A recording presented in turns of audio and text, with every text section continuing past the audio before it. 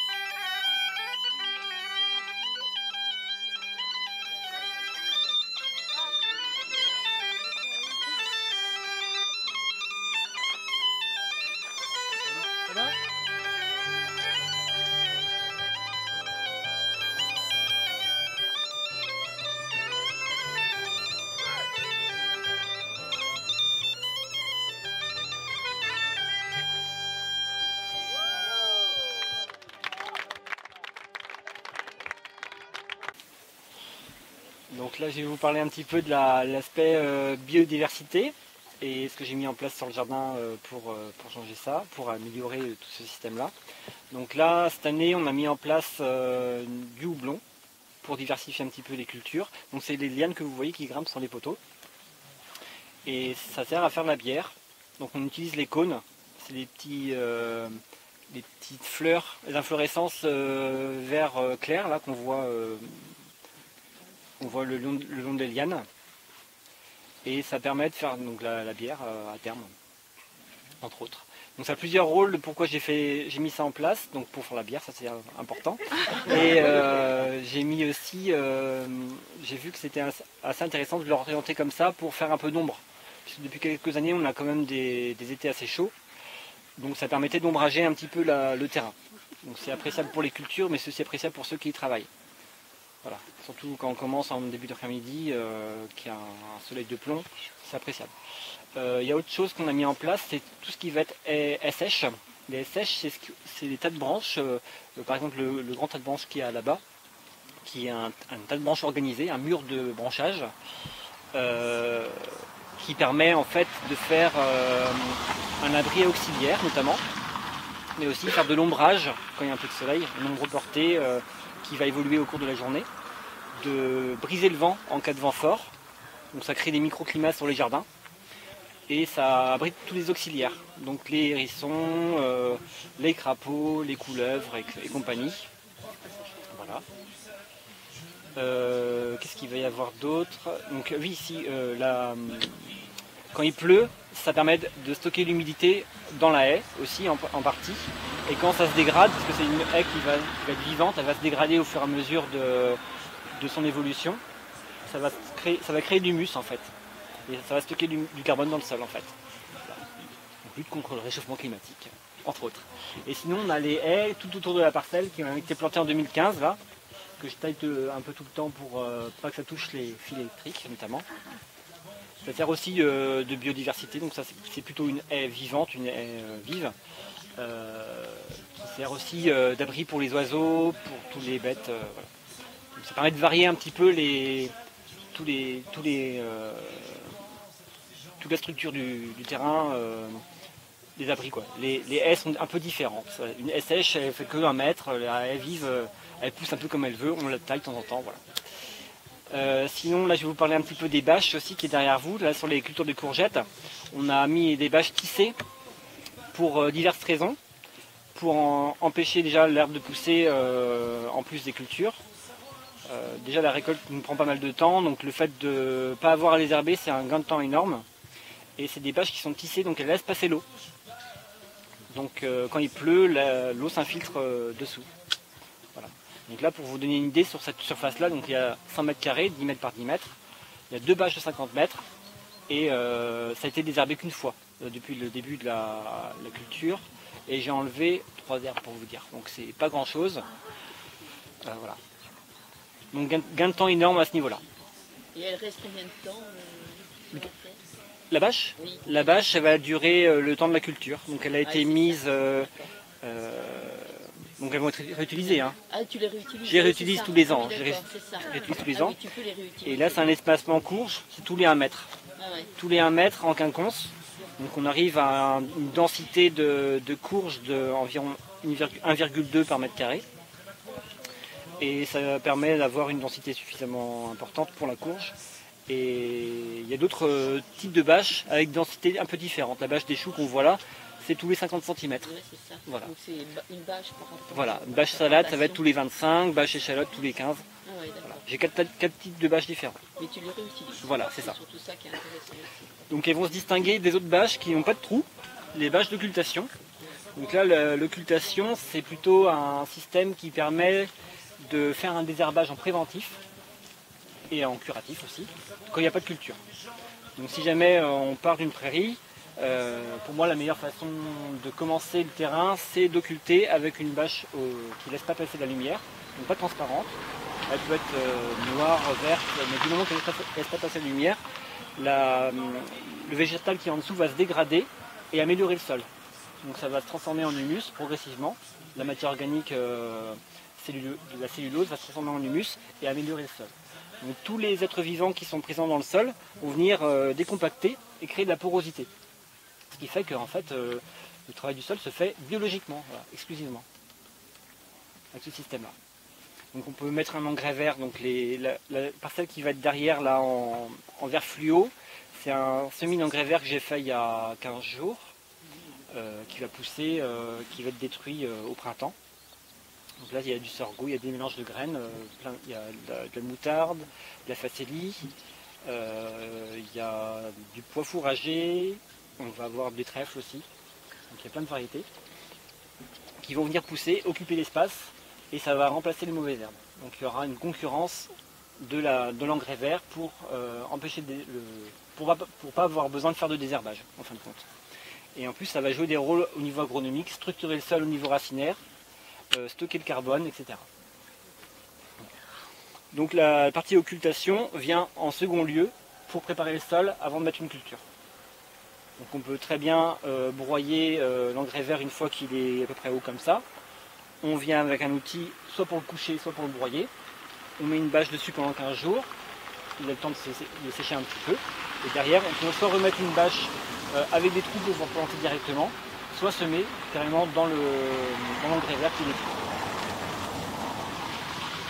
Sinon on peut faire un travail du sol aussi entre les deux pour intégrer l'engrais vert au sol.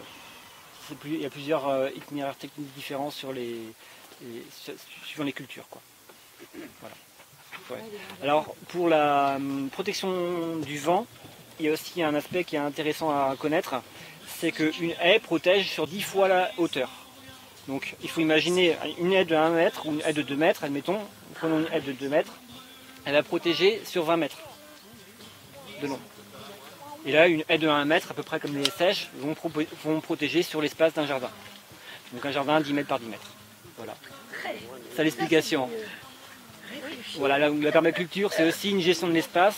Et le design, c'est ce que j'aurais dû commencer par faire au départ. Si vous allez voir les photos qui sont près de la caisse centrale, là, il y a plein de photos du démarrage où on voit la prairie. Et j'avais commencé par faire des longueurs de 50 mètres. Donc imaginez, là, depuis les voitures là-bas, jusqu'à ici, une seule ligne pour une culture, quoi. Et là, c'était pas la même chose. Voilà. Donc réfléchir bien à comment structurer l'espace au démarrage, c'est vraiment important. Ça a été refait en 2017, j'ai changé complètement de façon de procéder. J'ai découvert le MSV, le maraîchage sur sol vivant, avec les différents fonctionnements pour améliorer le sol. Donc c'est des principes de fonctionnement agronomique avec des méthodes qui sont issues de l'agriculture de conservation, qui permettent de réenrichir le sol en fin de compte, de régénérer les sols, que les sols deviennent le plus vivants possible. Donc on dit que le sol c'est toujours vivant, oui, mais dès qu'on vient de labourer, les 90% de la vie sur Terre se trouvent dans les 10 premiers centimètres du sol. Et dès qu'on fait un labour, on détruit au moins 95% de la vie qu'on laboure. Donc les vers de terre coupés en deux, ils ne survivent pas. Bon, normalement, si vous consommez ici, il y a de fortes chances que ce soit bio. Et c'est pas une mauvaise nouvelle pour la santé, il paraît. Je ne sais pas, hein, j'ai pas lu encore toutes les études qui sont sorties, mais on peut penser que c'est pas mal de manger bio, peut-être. Normal. Ouais, c'est ça. Manger normal, en fait. Sans intégrer dedans des choses étranges. Petite pensée pour l'ami Pierre Rabhi. On parlait de Pierre tout de suite, mais là c'est un autre Pierre. Pierre Rabhi qui nous manque. Voilà. Et c'est suite à une petite conférence que j'avais écoutée où il disait à la fin, je crois que c'est à la fin de sa conférence, ou peut-être dans sa conférence, je ne sais plus, il disait bientôt on ne se souhaitera plus bon appétit mais bonne chance. Bonne dégustation, oui. parfait. Bon bah je rentre à la maison.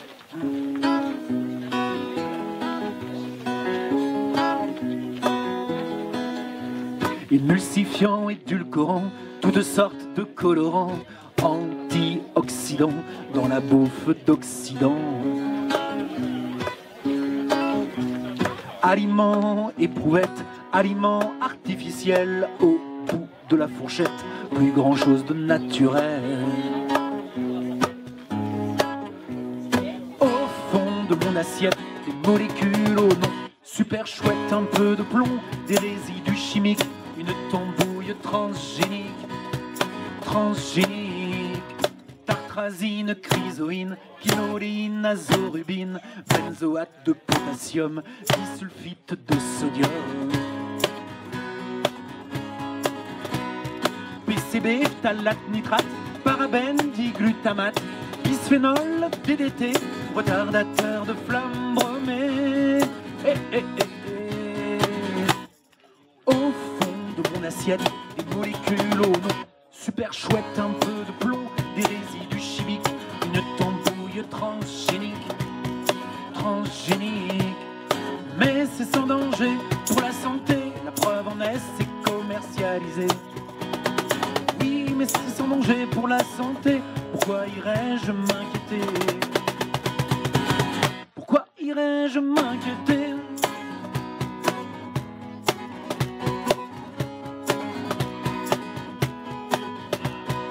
C'est tout petit, insignifiant, des doses infimes sans incidence. Ayez confiance. C'est tout petit, insignifiant, des doses infimes sans incidence. Ayez confiance. Oui, c'est sans danger pour la santé, pourquoi irais-je m'inquiéter? Oui, c'est sans danger pour la santé, la preuve en est, c'est commercialisé. Pourquoi irais-je m'inquiéter?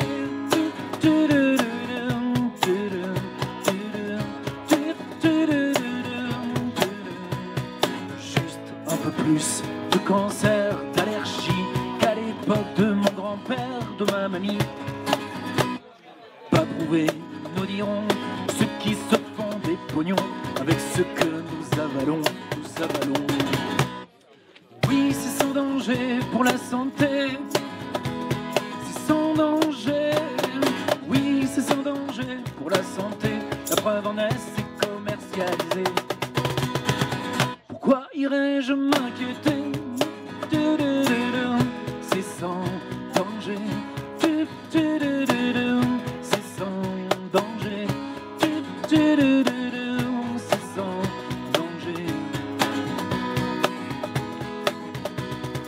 Bon appétit ou bonne chance, quelle maladie derrière ces substances. Bon appétit ou bonne chance, quelle maladie derrière ces substances. Bon appétit, merci à vous aussi. Bon appétit, merci à vous aussi. Ouais, oh, ouais, oh, eh, eh, oh, ouais, oh, ouais, oh, eh, eh, oh, ouais, oh, ouais, oh, eh, eh, oh, oh, ouais, oh, ouais, oh, eh, eh, oh. Bravo, super. Merci. Alors pour qu'on mange bio, il faut qu'il y ait des gars comme Ludo. Alors Ludo, un grand bravo à Ludo, notre maraîcher bio de Pédéliac. Ouais. Voilà. Donc au fond, vous voyez les panneaux solaires, c'est toute l'alimentation électrique de la ferme. Donc c'est sur la partie autonomie là. Donc c'est exclusivement panneaux solaires, il y a 3000 watts de production. Voilà. Je ne suis pas raccordé à EDF, donc tout l'excédent je ne le revends pas, je le garde en batterie et c'est consommé ou pas. Voilà. Oui, c'est autoconsommation. C'est autoconsommation tout Oui, ça. oui. Et sinon on a toute la partie récupération de pluie qui se fait au niveau des serres. Donc vous voyez il y a deux arceaux là sur la Bichapelle. Et au niveau du chéneau, au milieu, on récupère le pluie, il y a une gouttière qu'on appelle le chéneau. Et c'est récupéré dans des cuves, c'est ensuite filtré, ça passe par un tuyau jaune et ça descend par gravité dans la poche qui est stockée du coup en contrebas. Et c'est une poche qui récupère jusqu'à 240 mètres cubes d'eau, donc 240 000 litres. Ça permet d'arroser. Ça permet d'arroser avec de l'eau de pluie. Voilà. Voilà. Sinon, troisième chose, cette année on a mis en place des serres de fraisier pour avoir des cultures de serres un peu plus précoces. Donc au départ c'était en culture associée dans les serres, mais c'était un peu compliqué à gérer parce que c'était du paillage, donc il fallait beaucoup désherber. Gestion en fait du fraisier qui était assez invasif par rapport à la culture, donc j'ai décidé de tout enlever sous serre et tout mettre dehors, mais sous les tunnels spécifiques au fraisier. Et là, on retrouve la même logique que pour les courgettes et les autres cultures que vous avez vues, les choux. C'est sur bâche. Donc c'est une culture qui est restée 3 ans en place. Et on débâche, là vous voyez que la serre est débâchée. On débâche à partir de début juillet, on les bâche et on les rebâchera qu'à partir de février. Alors c'est des variétés anciennes. Alors, est-ce que je ne sais pas si vous connaissez la différence entre des variétés hybrides F1 et des variétés anciennes? C'est que les variétés hybrides sont sélectionnées pour produire en grosse quantité, mais n'ont pas forcément été sélectionnées pour produire de la qualité gustative. Voilà. Donc on a du calibre, on a du prix du coup parce qu'on a du rendement. Donc c'est plus intéressant pour le producteur, mais pour le consommateur derrière on n'a pas la même qualité gustative. Et souvent c'est des produits qui n'ont pas été calibrés, des variétés anciennes, donc on a un peu toutes les tailles de poireaux, ça peut être n'importe quel légume. Hein. Pas forcément que la tomate ancienne, il y a aussi des poireaux variété population, on appelle ça variété population. Et ça, donc tout ce qui est variété population, c'est le contraire des hybrides, les hybrides F1. F1, ça veut dire des hybrides de première génération. Donc c'est deux... C'est ça. Mais souvent, ce qu'on voit marqué, c'est hybride F1, et ça veut dire, c'est ça, hybride de première génération. C'est 2 lignées pures, donc qui ont été appauvries génétiquement par du consanguinage. Je ne sais pas comment on dit, mais voilà. Donc c'est appauvri génétiquement au bout de 8 ou 10 générations. Et une fois qu'on a nos 2 lignées pures, on fait un croisement et ça donne, les graines donnent un hybride F1. Et quand on veut reproduire ces graines-là, ça donne quelque chose de très hétérogène. Donc ça donne rien de stable. Alors que les variétés population sont reproductibles et c'est relativement stable. Même s'il y a une variété génétique qui est au sein de la population. Pas besoin d'épailler. Ce serait mieux. Ça manque de temps. Là, je les ai plantés dans une cuvette. Donc j'ai utilisé un pouce-pouce, un outil que je ne vous ai pas montré d'ailleurs. J'aurais dû le sortir. C'est un butoir sur roue qu'on pousse et on fait une tranchée. Et je les ai plantés dans la tranchée. Ça permet d'avoir plus de blanc à terme. Donc là, je les ai juste binés avec un sarcloir. Oui, je les ai juste sarclés du coup. Et je vais les buter avec le même outil, mais plutôt que passer sur le rang, je vais passer entre les rangs et ça va permettre de forcer un petit peu le poireau pour qu'il y ait plus de blanc.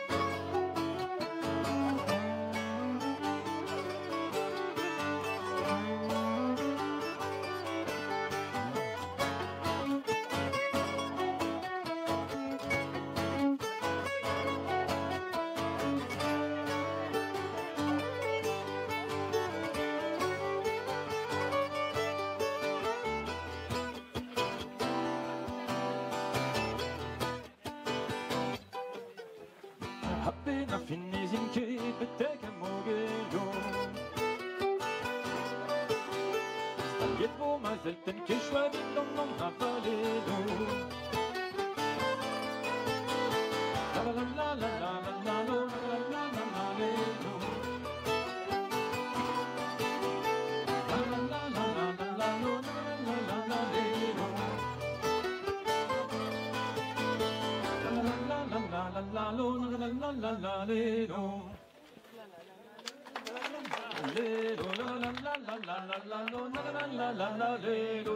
Allez, on continue là.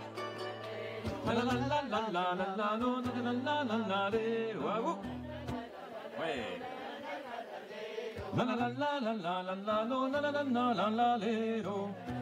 Allez, encore une fois. Maintenant que vous êtes chaud. La la la la la la la la la la la la la lo. La la la la la la la la lo la la la la la lo.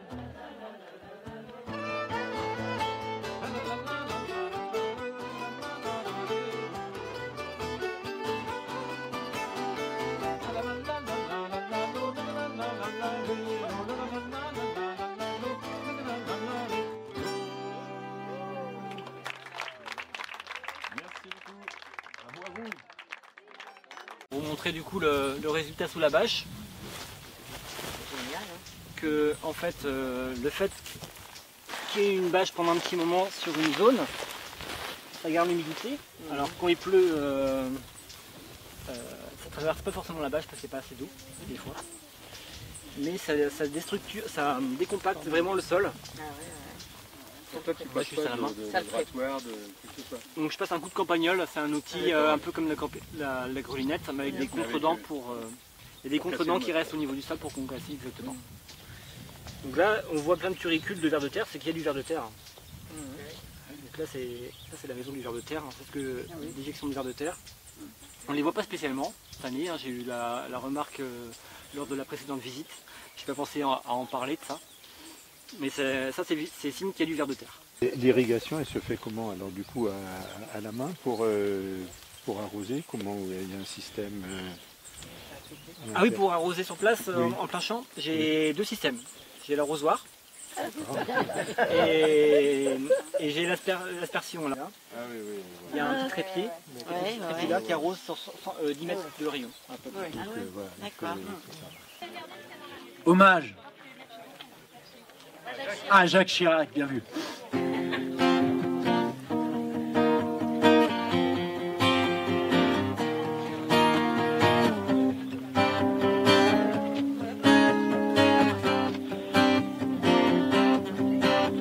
n'y a plus de moustiques sur mon pare-brise, plus de mésanges dans mes cerises. Faut voir ce qu'il reste de la banquise. Les ours blancs peuvent faire leurs valises. Il n'y a plus de coraux dans les lagons, plus de plastique que de plancton. Les chemins arides au lieu des ruisseaux, des heures de marche pour un peu d'eau, pour un peu d'eau.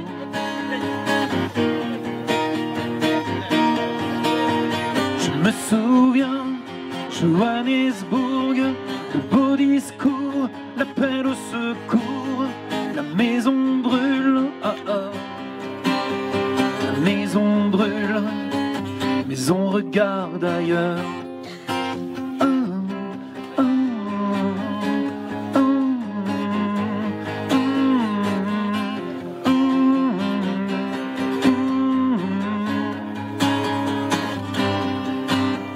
La pluie se fait rare sur nos villages. Ailleurs, elle détruit tout sur son passage. Combien de rivières, de lacs asséchés, combien de rues, de caves inondées, combien d'hommes, de femmes vont quitter leur pays pour l'Italie, l'Espagne, au péril de leur vie, laissant derrière eux d'immenses déserts, la maladie, la faim et la guerre. Je me souviens, Johannesburg, le beau discours, la maison brûle, la maison mais on regarde ailleurs. Ah, ah, ah, ah, ah,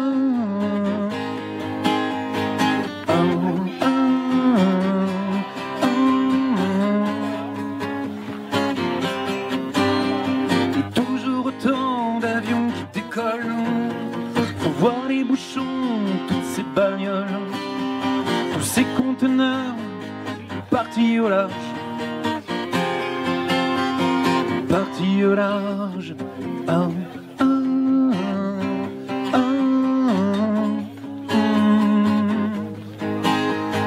ah,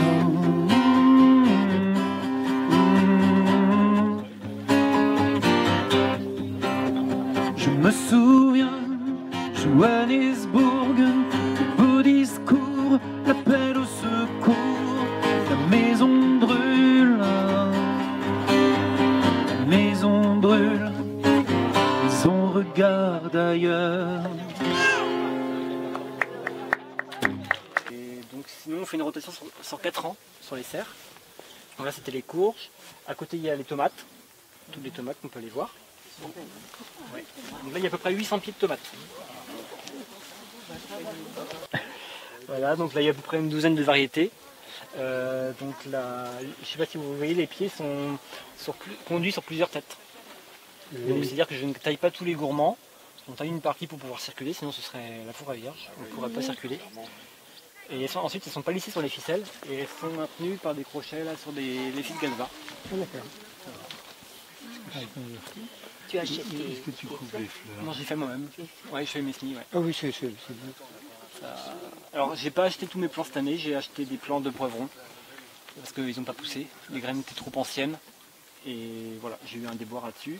Mais sinon, tous mes plants, je les fais quasiment. Ouais. Mais tu as des rebelles en dessous, je mets des carottes, c'est pas mal non plus. Ah oui, j'ai fait ça les autres années, ouais. Mais par contre, le fait de mettre une bâche en dessous, on a un aspect thermique assez intéressant, qui permet d'avoir plus de production. Ça réchauffe un peu plus le sol. Et ça empêche aussi le désherbage. Enfin, ça limite la prolifération d'herbes. Du coup, on a moins de travail de désherbage. Voilà. Ça garde l'eau aussi en même temps. Donc c'est pas mal d'avantages. Donc là, on a parlé des paillages de différentes sortes. Il y a les paillages vivants, les paillages sous forme d'engrais vert. Il y a les paillages morts, tout ce qui va être paillage de paille, de foin, de bois, etc. D'herbe, voilà. Et puis il y a les paillages plastiques. Pour moi, la meilleure chose que j'ai trouvée, c'est les trois en même temps. Enfin, les trois, les uns à la suite des autres. Voilà. Utiliser les trois en combiné, c'est ce qui est le mieux, je pense. Parce que chacun a un avantage, donc c'est ça. Voilà. Le plastique, c'est ça. Le plastique, ça empêche vraiment les arbres de pousser, donc on gagne un peu de temps et d'énergie. Et ça réchauffe le sol aussi, en partie. Mais ça garde la fraîcheur aussi en même temps. Mais même en serre, tu as besoin d'avoir un réchauffement au niveau du sol aussi. Oui, sinon ça pousse pas. Et les courgettes aussi ont pâti un petit peu de ce manque de température au printemps. Il faut à peu près 16 degrés au niveau du sol pour que ça pousse. Sinon il y a une végétation, enfin ça végète en fait. Oui, ça se développe pas quoi. Ça se développe pas. Et pour gourmenter tes tomates, tu as une technique, qu'est-ce que tu fais? Est-ce que tu gourmantes systématiquement à partir de, je sais pas, 4-5 fleurs ou Ah non, je fais un peu au jugé. Là il y a deux têtes ici, mais ça peut aller jusqu'à 10 têtes. Certaines variétés. C'est une variété, j'ai 10 gourmands qui partent et le reste je coupe. Mais je garde 10 têtes en fait sur le même pied. Et sur le même pied, tu gardes combien de grappes de fleurs? Indéfini. Ouais, jusqu'au fil. D'accord. Jusqu'au fil. Après quand je vois que ça commence à retomber, bon peut-être que je coupe. Encore que. Et tu n'arraches pas des feuilles, comme on dit, il y en a qui se font arracher les feuilles du bas. Alors moi je coupe les feuilles du bas qui sont pour faire une lame d'air. Voilà, pour ça qui touche le sol en tout cas. Mais vous voyez, j'ai pas coupé toutes les feuilles, parce que les feuilles aussi ont un intérêt, elles font de la photosynthèse, donc elles vont enrichir les fruits en sucre aussi. Donc dès que je vois que ça commence à trop s'abîmer, je coupe un petit peu. Mais je pense que chacun fait comme il veut, ça marche. Non, parce que là, ça marche ou ça marche pas. On se pose pas de questions sur les tomates. Ouais, c'est vrai, hein. C'est un grand débat. Ton plastique, tu le jettes celui-là? Alors celui-là, je le réutilise. Ouais, je le réutilise sur. Là, il est neuf, hein, celui-là. C'est la première année que je l'utilise. Mais je pense que tu es au moins sur 10 ans. Ouais. Et ça bouge pas. Parce que c'est ça aussi, quoi. C'est du plastique d'ensilage. Ouais. de bâche d'ensilage. Cette bâche-là, elle a 10 ans. Mais ben, elle est encore presque neuve. J'entretiens. Et les tuyaux, c'est pour l'arrosage là, du coup Alors les tuyaux qu'on voit là, c'est pour le goutte à goutte. C'est un arrosage localisé tous les 30 cm qui se fait au niveau du sol. Comme ça mouille pas les feuilles de la tomate. D'accord. Le pied, Tu n'importe pas Ça évite la maladie. C'est ça. au niveau du pied seulement. Quoi. Au niveau du pied, au niveau des gaines en fait de goutte à goutte. Donc là, il y a 2 gaines par planche. Donc les planches font à peu près 10 mètres carrés, donc il y a 12 mètres de long. Après il y a un passe-pied transversal qui permet de pouvoir passer d'une planche à l'autre. Et donc ça me fait sur le total des 2 serres, là 96 planches de 10 mètres carrés. C'est conséquent déjà. Il y a de quoi s'amuser. Et sinon le système d'arrosage, ça va être l'aspersion. Donc là c'est comme une pluie artificielle, c'est les pendulaires qu'on voit là-haut, blanc là. Pendulaire blanc. C'est une vaporisation. Ah oui, d'accord. Voilà. Ça remplace la pluie. C'est avec l'eau du réseau là, pour l'instant. Ah, t'es obligé de mettre ça aussi. Oui, pour l'hiver. Ouais. C'est des plantes comme l'épinard qui ont besoin de pas mal d'eau. Et pour pas que le terrain soit trop appauvri, sèche trop en fait. Pour pas qu'il sèche trop, vu que c'est assez sableux, c'est bien d'arroser sur un maximum de surface. D'accord. Pour que ça reste vivant. Quoi. Sinon c'est desséché, ça devient du désert, du sable sans structure. Quoi. Ça reste, voilà. Et là, tu vas faire quoi après les tomates?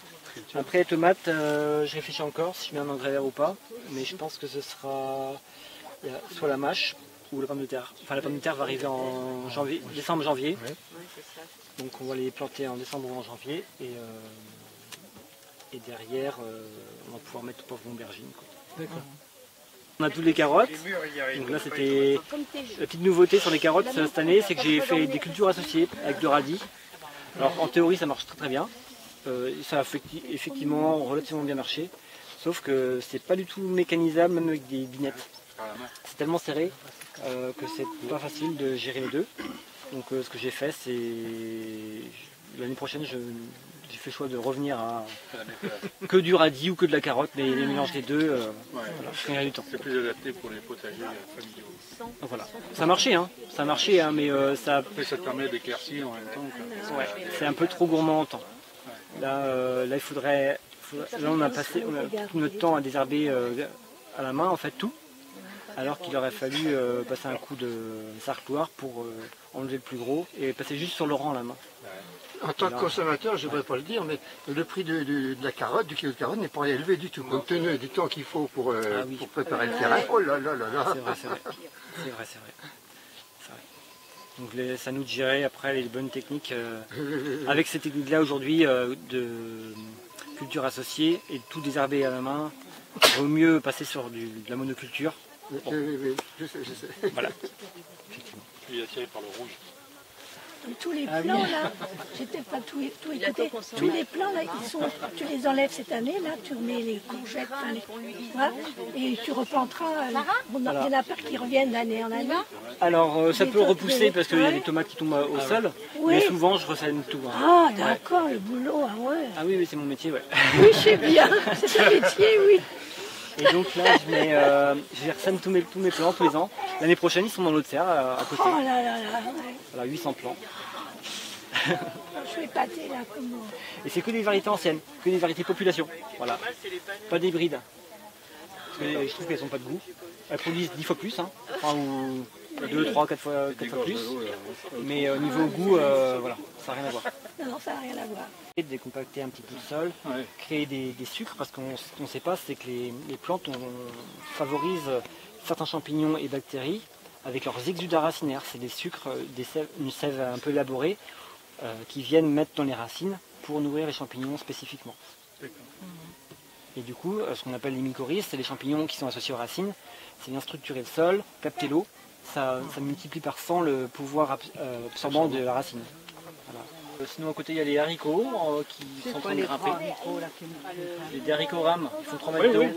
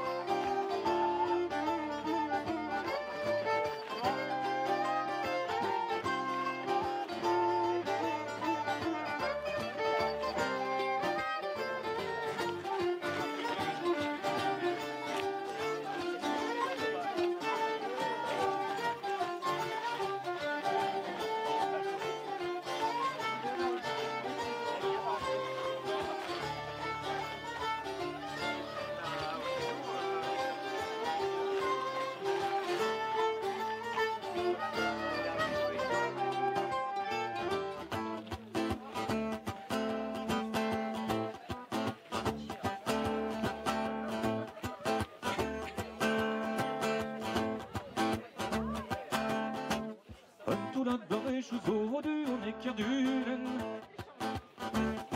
Ja duren haze wa pot ja wong ik kom en zie te komen. Op komen met je zo daar die zo zie je was u een bleeding house. Bleeding house par u as een Italia de gaga qui en Elgos. En Elgos ne walk it up is ne metan wagas qui en Denze. En Denze evit weer voor tede en wat l'union is mon nez. L'union is mon nez. Mon petit lit me va où sont voilà et dans l'Italia. Voilà et dans l'Italia de mon petit lit égalité, mon petit lit Mahamat. Mon petit lit Mahamat. Just a way dans les hills, benzo va ma auto. Benzo va ma auto. Et mon idée coton de Maria pour fou.